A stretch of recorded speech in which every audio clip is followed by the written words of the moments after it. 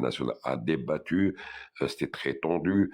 De la même manière, il y a eu une rencontre avec le ministère des Transports, entre les syndicats et le ministère des Transports, sur lequel, à aucun moment, il parle de ce projet de loi, il parle plutôt de l'augmentation des hydrocarbures. Donc, vous voyez, à un moment donné, il va falloir être honnête et dire ce qui se passe.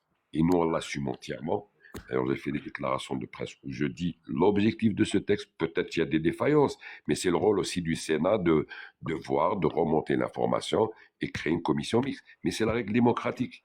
On n'est pas des prophètes. S'il y a des erreurs, on n'est pas. Mais une chose est sûre, c'est que l'objectif, c'est de protéger les citoyens algériens et de sécuriser nos routes. Aujourd'hui, c'est des carnats, c'est des drames au quotidien. Quand je vois des semi-remorques prendre la troisième file, ou des jeunes sous effet d'alcool ou psychotropes faire des queues de poisson et causer des accidents, et derrière, c'est des familles endeuillées, parce que celui qui conduit aujourd'hui peut être une victime demain ou dans l'après-midi même. Oui, C'est il ça faut le pas que... danger aujourd'hui. Oui, oui, oui, c'est vrai. Voilà, oui.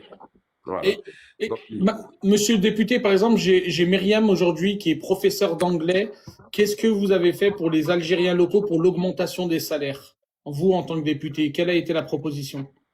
alors en fait, on n'a même pas eu l'occasion de faire des augmentations de salaire parce que ça a été décidé par le président de la République depuis le début du premier mandat, sur lequel il a pris des engagements qu'il a honorés.